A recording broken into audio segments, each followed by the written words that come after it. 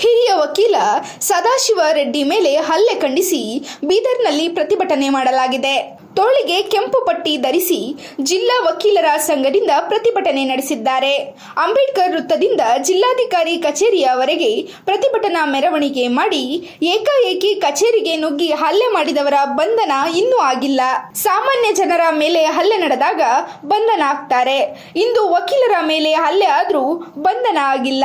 ರಾಜ್ಯದಲ್ಲಿ ವಕೀಲರಿಗೆ ರಕ್ಷಣೆ ಇಲ್ಲದಂತಾಗಿದೆ ಎಂದು ಆಕ್ರೋಶ ವ್ಯಕ್ತಪಡಿಸಿದರು. ಜಿಲ್ಲಾಧಿಕಾರಿ ಮುಖಾಂತರ ರಾಜ್ಯಪಾಲರಿಗೆ ಮನವಿ ಪತ್ರ ಸಲ್ಲಿಸಿದ ವಕೀಲರು ಪ್ರತಿಭಟನೆಯಲ್ಲಿ ವಕೀಲರ ಸಂಘದ ಅಧ್ಯಕ್ಷ ಶಿವಶರಣಪ್ಪ ಪಾಟೀಲ್ ಹಾಗೂ ಪದವೀಧಾರಿಗಳು ಭಾಗಿಯಾಗಿದ್ದರು.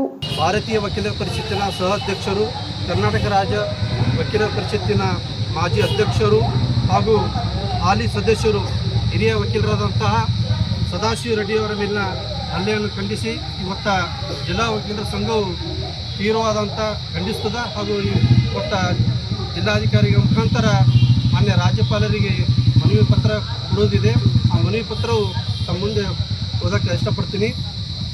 ದಿನಾಂಕ 16/4/2025 ಬೆಳಗ್ಗೆ 8:30ಕ್ಕೆ ಭಾರತೀಯ ವಕೀಲರ ಪರಿಷತ್ತಿನ ಸಹ ಅಧ್ಯಕ್ಷರು, ಕರ್ನಾಟಕ ರಾಜ್ಯ ವಕೀಲರ ಪರಿಷತ್ತಿನ ಮಾಜಿ ಅಧ್ಯಕ್ಷರು ಹಾಗೂ ಹಾಲಿ ಸದಸ್ಯರು ನಮ್ಮ ಹಿರಿಯ ವಕೀಲರಾದಂತಹ ಶ್ರೀ ಸದಾಶಿವ ರೆಡ್ಡಿಯವರ ಕಚೇರಿಯಲ್ಲಿ ತಮ್ಮ ಹಿರಿಯ ಸಹೋದ್ಯೋಗಿಯೊಂದಿಗೆ ಕೆಲಸವನ್ನು ನಿರ್ವಹಿಸುವಾಗ ಯಾರೋ ಅಪರಿಚಿತ ಇಬ್ಬರು ವ್ಯಕ್ತಿಗಳು ಫೈಬರ್ ಪೈಪ್ ಹಿಡಿದು ಅವರ ಕಚೇರಿಗೆ ಏಕಾಏಕಿ ನುಗ್ಗಿ ಜೋರಾಗಿ ಕೂಗಾಡುತ್ತಾ ಯಾವುದೇ ಕಾರಣಗಳನ್ನು ಹೇಳದೆ ಅಪರಿಚಿತ ವ್ಯಕ್ತಿಗಳು ಪೈಕಿ ಒಬ್ಬ ವ್ಯಕ್ತಿಯು ತನ್ನ ಕೈಯಲ್ಲಿರ್ತಕ್ಕಂಥ ಫೈಬರ್ ಪೈಪ್ನಿಂದ ತಲೆ ಮೇಲೆ ಮಾರಣಾಂತಿಕ ಹಲ್ಲೆಯನ್ನು ಪ್ರಯತ್ನಿಸುತ್ತಾರೆ. ಈ ದಾಳಿಯನ್ನು ಜಿಲ್ಲಾ ವಕೀಲ ಸಂಘ ಬೀದರ್ ಈ ಘಟನೆಯನ್ನು ತೀವ್ರವಾಗಿ ಖಂಡಿಸುತ್ತದೆ ಮತ್ತು ಸಂಬಂಧಪಟ್ಟ ಆರೋಪಿಗಳ ವಿರುದ್ಧ ಕಠಿಣ ಕ್ರಮ ಕೈಗೊಳ್ಳುವಂತೆ ಮತ್ತು ಸಂಬಂಧಿತ ಪೊಲೀಸ್ ಅಧಿಕಾರಿಗಳಿಗೆ ಹಾಗೂ ಇತರ ನ್ಯಾಯಾಂಗ ತನಿಖೆ ಮಾಡಲು ಆಗ್ರಹಿಸುತ್ತದೆ. ಈ ಘಟನೆಗೆ ಸಂಬಂಧಿಸಿದಂತೆ ಅವರ ಆಫೀಸ್ನಲ್ಲಿ ಒಂದು ಫೈಬರ್ ಪೈಪ್ದಿಂದ ಏನದ ಅವ್ರ ಮೇಲೆ ಏನದ ಮರಣಾಂತಿಕ ಹಲ್ಲೆ ಮಾಡ್ತಾ ಇದ್ದಾರೆ. ಮತ್ತು ಅಲ್ದೋ ಕರ್ನಾಟಕದಲ್ಲಿ ಕಾನೂನು ವಕೀಲರ ರಕ್ಷಣೆ ಕಾಯ್ದೆನೂ ಕೂಡ ಜಾರಿಗೆ ಬಂದಿದೆ. ಅದು ಬಂದರೂ ಕೂಡ ಈ ಥರ ಪದೇ ಪದೇ ನಮ್ಮ ಮೇಲೆ ಏನು ಹಲ್ಲೆ ಆಗ್ತಾ ಇದೆ, ಇವೆಲ್ಲ ಖಂಡನೀಯ ಇದೆ. ಮತ್ತು ನಾವು ತಮ್ಮ ಮುಖಾಂತರ ರಾಜ್ಯಪಾಲರವರಿಗೆ ಏನು ಮನವಿ ಮಾಡ್ತಾ ಇದ್ದೀವಿ, FIR ಆಗಿದೆ, ಪರಂತು ತಕ್ಷಣ ಅವರಿಗೆ ಏನದ ಬಂಧಿಸಬೇಕು ಮತ್ತು ಜೈಲಿಗೆ ಕಳಿಸಬೇಕು ಅಂತ ತಮ್ಮಲ್ಲಿ ನಾವು ಕಳಕಳಿಯಿಂದ ವಿನಂತಿ ಮಾಡಲಿಕ್ಕೆ, ಮನವಿ ಕೊಡಲಿಕ್ಕೆ ಮತ್ತು ಆ ಘಟನೆ ಅನ್ನೋದ ಖಂಡಿಸಿ ನಿಮಗೆ ಮನವಿ ಕೊಡಲಿಕ್ಕೆ ನಾವು ಇಲ್ಲಿ ಬಂದಿದ್ದೇವೆ. ಇಂದು ನಮ್ಮ ರಾಜ್ಯದಲ್ಲಿ ಇಂಥ ಘಟನೆ ಜರುಗಿದೆ. ಒಬ್ಬ ಹಿರಿಯ ವಕೀಲರು, ರಾಜ್ಯ ವಕೀಲರ ಪರಿಷತ್ ಸದಸ್ಯರು ಮತ್ತು ಭಾರತೀಯ ವಕೀಲ ಪರಿಷತ್ ಸದಸ್ಯರು ಮತ್ತು ರಾಜ್ಯ ವಕೀಲ ಪರಿಷತ್ ಮಾಜಿ ಅಧ್ಯಕ್ಷರು ಮತ್ತು ಹಿರಿಯ ಸೀನಿಯರ್ ವಕೀಲರು, ಒಂದು ಟಾಪ್ ಸೀನಿಯರ್ ವಕೀಲರ ಮೇಲೆ ಇವತ್ತು ಹಲ್ಲೆ ಆಗಿದೆ ಅಂದರೆ ನಮ್ಮ ಬೀದರ್ ಜಿಲ್ಲಾ ವಕೀಲರ ಸಂಘ ಅದಕ್ಕೆ ಖಂಡಿಸ್ತದೆ.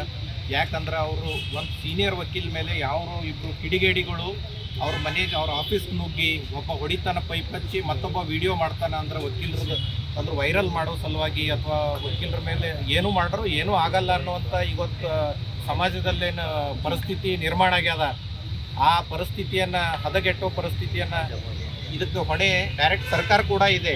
ಯಾಕಂದ್ರೆ ಸರ್ಕಾರ ಬಂದ ಮೇಲೆ ಪ್ರತಿ ಸಲ ವಕೀಲರ ಮೇಲೆ ಹಲ್ಲೆ ಆಗ್ತಾ ಇದೆ, ಜನಸಾಮಾನ್ಯರ ಮೇಲೆ ಕೂಡ ಹಲ್ಲೆ ಆಗ್ತಾ ಇದೆ. ಆದ್ರೆ ಸರ್ಕಾರ ಅದಕ್ಕೆ ಯಾವುದಕ್ಕೂ ಕಿವಿ ಕೊಡ್ತಾ ಇಲ್ಲ. ನಮ್ಮ ಸೀನಿಯರ್ ಹೇಳ್ದಂಗೆ ಅವರು ಬರೀ ಬಿಟ್ಟಿ ಭಾಗ್ಯಗಳಿಗೆ ಬಿಟ್ಟರೆ ಬೇರೆದು ಏನೂ ಮಾಡ್ತಾ ಇಲ್ಲ.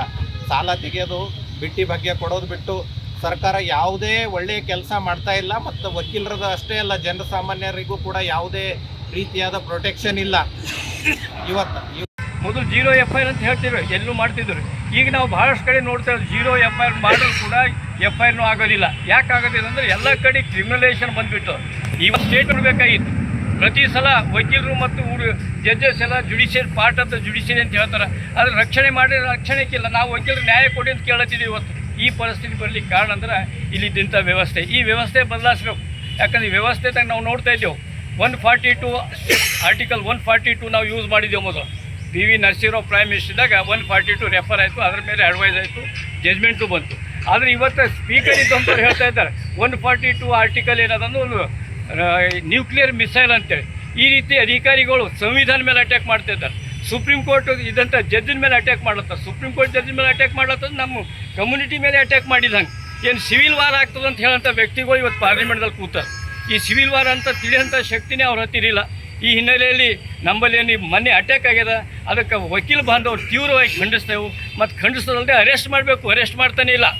ಏನು ಓನ್ಲಿ ನಾನ್ ಕಾಗ್ನಿಬಲ್ ಅದ ಅಂತೇಳಿ ನೀವು ಬಿಡ್ಲಕ್ಕೆ ಬರೋದಿಲ್ಲ, ಅರೆಸ್ಟ್ ಮಾಡಬೇಕು. ಬೇರೆ ಯಾರಾದರೂ ಆರ್ಡಿನರಿ ವ್ಯಕ್ತಿ ಇದ್ರೆ ಹೊಡೆದು ತಂದು ಅವ್ನಿಗೆ ಹೋಯ್ತು ಜೈಲಿನಾಗ ಹಾಕೋ ಪ್ರಯತ್ನ ಮಾಡ್ತಾರೆ ನಮ್ಮ ಪೊಲೀಸ್ ಅಧಿಕಾರಿಗಳು.